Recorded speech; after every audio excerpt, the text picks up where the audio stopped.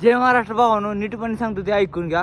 पहलगाम चांगलं झालेला तुम्हाला पण माहीत आहे की काय झालेलं. तर ही आपली महादेव पहाडी आहे आपलं, म्हणजे तुम्हाला स्नोफॉल दिसतोय मोरचा. ह्या पहिलेच पहलगाव आहे, तिथं म्हणजे आपला पहलगावचा हमला झालेला, आपलं हिंदू लोकांनी मारले गेलेलं. तर कुणाला एवढं पण माहीत नव्हतं एवढं की आपल्या महाराष्ट्राने फक्त माहिती की हमला झालेला.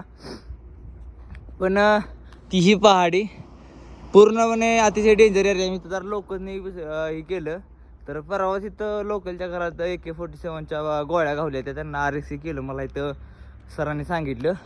आणि हा तो म्हणजे एवढं दिसते ते ना, ह्याच्यात जर तुम्ही हे बघाही गेला नाही तुम्हाला ह्याच्यात हीच घावणार जागेवर टेररिस्ट म्हणजे अटॅक कसा असतो ती पूर्णपणे घावणार. आणि टोटल सोनमार्ग राहिले 40 किलोमीटर, पण जाताना बर्फ पण एवढा लागलाय. पूर्णपणे बर्फाचा आनंद घ्या. आणि सरळ वर जटील निघाल्याचं आपलं पूर्णपणे या पहाडामध्ये बघते तर समजात घातक एरिया म्हणजे हा वाला एवढा मार्गापर्यंत जाऊपर्यंत, आणि एवढं काय टेन्शन नाही.